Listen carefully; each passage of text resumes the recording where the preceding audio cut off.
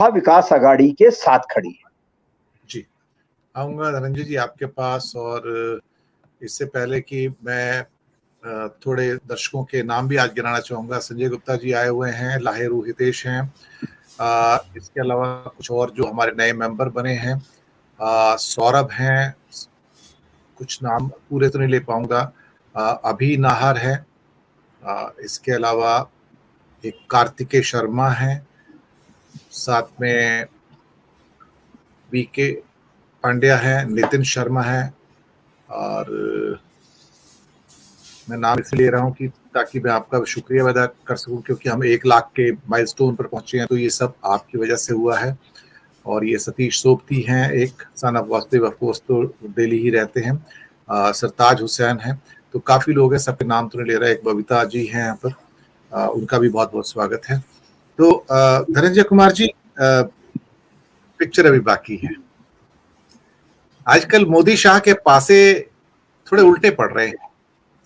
ये शतरंज का खेल है, बल्कि ये कहा जाए वो महाभारत वाला जो चौपड़ होती है ना, ये वो खेल है। कभी पासा सही पड़ जाता है, कभी पासा उल्टा भी पड़ जाता है। महाराष्ट्र को सोचा कि जीत गए, लेकिन उससे पहले सुशील मोदी जी बिहार को ध्वस्त करते हुए नजर आ रहे हैं। तो छोटे मोदी भी ये बड़े मोदी बनने का प्रयास कर रहे हैं और कहते हैं कि जेडीयू तो छोड़िए, आरजेडी के अंदर भी अब विघटन स्टार्ट हो जाएगा और गिरफ्तारियां ऑलमोस्ट सर्टेन है कि उठा के जेल में डाल देना है। तो नवंबर दिसंबर तक आपको आधा विपक्ष तो जेल में मिलेगा, बाकी जो आधा बचा खुचा होगा वो संघर्ष करता हुआ मिलेगा कि अब किया क्या जाए। पर इस त्रिकोण का एक चौथा कोण भी है, जिसे जनता कहते हैं। वो सब देखती है, ये पब्लिक है, ये सब जानती है, अंदर क्या है बाहर क्या है ये सब कुछ पहचानती है। और अक्सर मैं इन लाइनों को अपने प्रोग्राम्स में कहता हूं, जो कर्नाटक में जनता ने किया वो पूरे भारत में भी कर सकती है। धनंजय कुमार जी, आपकी टिप्पणी। देखिए, हाँ, मैं सबसे पहले बधाई दे दूं कि आपका द नागरिक जो नया प्लेटफॉर्म है यूट्यूब का, वो कल लॉन्च हो रहा है। तो अपने धनंजय कुमार जी को बहुत बहुत बधाई। अपने सभी दर्शकों से कहूंगा, उनका जो प्लेटफॉर्म है वो द नागरिक के नाम से आ रहा है, जो यूट्यूब चैनल है द नागरिक के ऊपर जाइए और सब्सक्राइब कीजिएगा। और धनंजय कुमार जी वहां पर बहुत विविधता भरे प्रोग्राम्स लेकर आ रहे हैं। उनके विचारों को और ज्यादा सुनिए, उनसे डायरेक्ट रूबरू हो सकते हैं उनके चैनल द नागरिक के ऊपर। तो हमारी ओर से उनका अभिनंदन है। जी धनंजय कुमार जी, बहुत बहुत धन्यवाद दिनेश भाई साहब। मैं कह रहा था कि उनके साथ प्रॉब्लम ये है कि एक कहानी क्या सुनाऊं, कहानी लंबी हो जाएगी। मैं बताऊं कि जो अपने सिवा किसी को नहीं देखना चाहता है, यानी वो चाहता है कि 360 डिग्री पे मैं ही देखूं और मैं ही दिखूं, कोई दूसरा न दिखे, तो प्रकृति के खिलाफ है। प्रकृति कहती है कि सब रहेंगे। जो 84 लाख योनियों की बात है हमारे हिंदू धर्म में, हमारे शास्त्रों में, हालांकि विज्ञान अब तक उतना 84 लाख योनियों, 84 लाख जीव ढूंढे नहीं है, लेकिन जो हवा में हैं, जो जल में हैं, जो दिखते हैं, जो नहीं दिखते हैं, जो धरती पे हैं, जो पेड़ पौधों में हैं, ये अलग अलग जगहों पे सर्वत्र विद्यमान है। जिसे कहते हैं ना कि कण कण में भगवान बसे हुए हैं। तो कण कण में जब भगवान बसे हुए हैं तो भगवान तो सबके हैं। मेरे भगवान हैं और दिनेश भाई के नहीं हैं, दिनेश भाई के नहीं हैं, धीर भाई के नहीं हैं, वीरेंद्र जी के नहीं हैं, ये तो हो नहीं सकता। भगवान है तो सबके हैं, नहीं है तो किसी के लिए नहीं है। अगर भगवान से नीचे भी आए तो हमारे गांव में एक कहावत है, कर भला हो भला।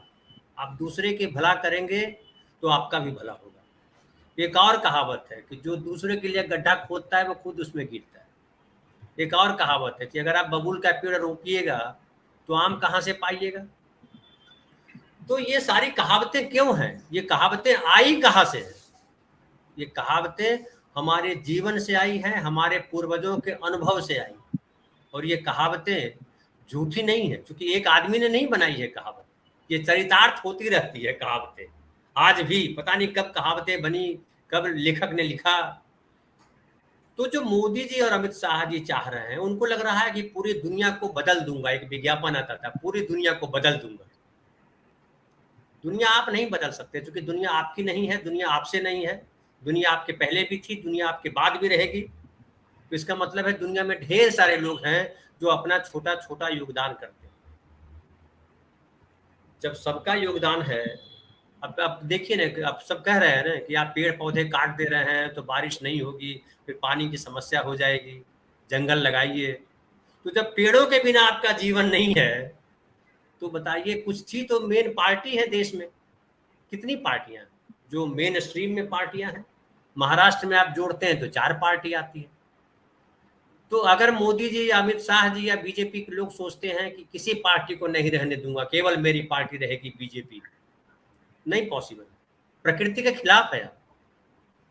तो ये जो धतकर्म कर रहे हैं, धतकर्म मैं इसलिए बोल रहा हूं कि राजनीति में नीत शब्द है, राजा की नीत, वो सामान्य व्यक्ति की नीत नहीं है। राजा, राजा जिसको पूरी प्रजा दिखाई पड़ती है, जिसको पूरा देश दिखाई पड़ता है, जिसको देश के आसपास के देश है वो भी दिखाई पड़ता है। सम्राट अशोक ने जब कलिंग युद्ध जीत लिया, कलिंग पे विजय प्राप्त कर ली, तो उसके सामने उसके माथे में बहुत पहले से अटका हुआ था, कलिंग को कैसे जीता जाए। चंद्रगुप्त, फिर बिंदुसार, और कलिंग जीता नहीं जा सका था, तो कलिंग जीता फाइनली सम्राट अशोक ने। लेकिन कलिंग जीतने के बाद उसके भीतर इस युद्ध के प्रति वितृष्णा पैदा हो गई, उसको घृणा हो गई युद्ध से कि युद्ध क्या कर रहे हैं, और धर्म की ओर प्रवृत्त हो गया।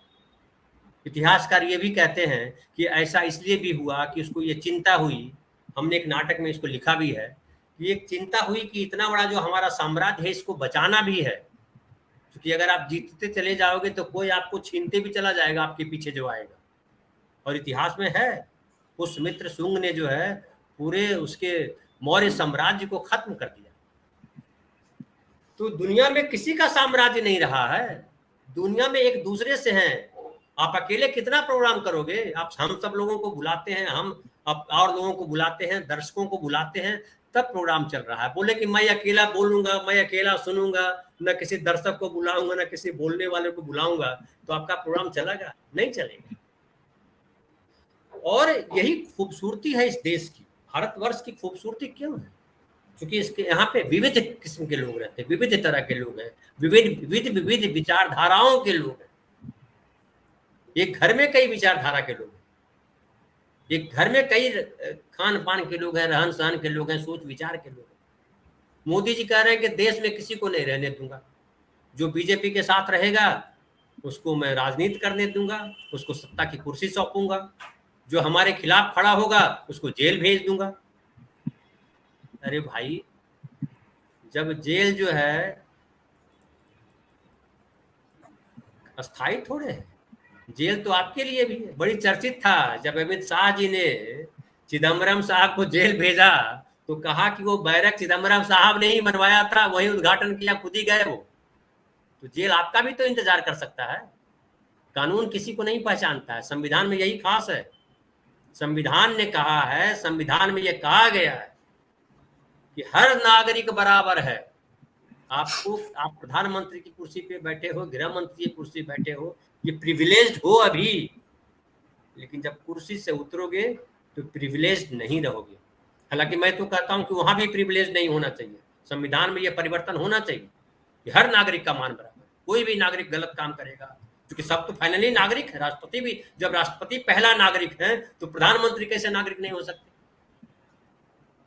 तो ये जो कर रहे हैं, मुझे लगता है दूसरा भी तो करेगा, दूसरे भी तो अपनी शक्तियां लगाएगा। और जब भाई साहब तोड़ फोड़ होती है ना, तो एक ही तरफ नहीं टूटता है। हो सकता है उसे कमर तोड़ दीजिए तो आपका भी हाथ टूट सकता है, आपकी उंगली भी टूट सकती है। और महाराष्ट्र में ये देखा गया कि शिवसेना को तोड़ा, शिवसेना टूटी। कुछ लोग अपने बोझ ले आए वहां उसे उठा करके माथे पर रखने के लिए, अब वो भारी पड़ रहे हैं और उनको डर हुआ कि जो है इनके साथ तो हम चल नहीं पाएंगे। अब एनसीपी को तोड़ दिया, एक गलती की थी, एक और गलती कर दी। अब इनको, अजीत पवार जी को और उनके सब लोगों को कैसे संभालेंगे? शिंदे जी के चलिए आधार नहीं था, उनके पास विरासत नहीं थी, अजीत पवार के पास तो विरासत है, उनको संभालना आसान काम है? नहीं संभलेंगे आपसे वो अजीत पवार। और शरद पवार कमजोर व्यक्ति नहीं है, अभी भी कमजोर व्यक्ति नहीं। जो उन्होंने कहा है कि मैं फिर उठ खड़ा होऊंगा, और 17 में जो अपने गुरु जी के पास गए, उनकी समाधि पर गुरु पूर्णिमा के दिन यशवंतराव चौहान जी के पास, और जो वहां कहा प्रेस से कि 3 महीने में पिक्चर बदल दूंगा महाराष्ट्र की, तो आशंकाओं से तो घिर गए आप मोदी जी। अब आप कहाँ कहाँ जीतिएगा? बिहार जीतिएगा, महाराष्ट्र जीतिएगा, उत्तर प्रदेश जीतिएगा, मध्य प्रदेश जीतिएगा, कहाँ कहाँ? हर जगह तो आपने दुश्मन खड़े कर दिए हैं। मैं तो कहूं कि आपके घर में आपके अनगिनत दुश्मन है, जो जरा सा आपके कमजोर पड़ते ही सीने पे चढ़ बैठेंगे। राजनीति में आपको नहीं, वो भी नहीं रहने देंगे जिनको आपने नहीं रहने दिया है। बदले की राजनीति आपने शुरू की है, तो दूसरा भी तो बदला ले सकता है। ये तो समझ लीजिएगा हम सब। हम सब क्यों प्रेम की भाषा बोलते हैं? क्योंकि हम प्रेम करेंगे तो हमको भी लोग प्रेम करेंगे, इसलिए तो प्रेम को सबसे सर्वोत्तम स्थान दिया गया है। तो मैं कह रहा हूं कि जो यहाँ हुआ है महाराष्ट्र में, अभी कई तरीके की आशंकाएं घिर गई हैं। और मैं एक लास्ट लाइन बोल दूं, उसके बाद खत्म करूं, कि जैसे शिवसेना कमजोर नहीं हुई, शिवसेना से डर अभी भी बना हुआ है बीजेपी को, एनसीपी भी कमजोर नहीं होगी, और महाविकास आघाड़ी भी कमजोर नहीं होगी, क्योंकि कांग्रेस मजबूत होती जा रही है। कांग्रेस से कैसे लड़ोगे मोदी जी, ये सोचो जी। तो मुझे लग रहा है कि मोदी जी फिर से जो है अपने ही बनाए जाल में उलझते जा रहे हैं जी। बिल्कुल आप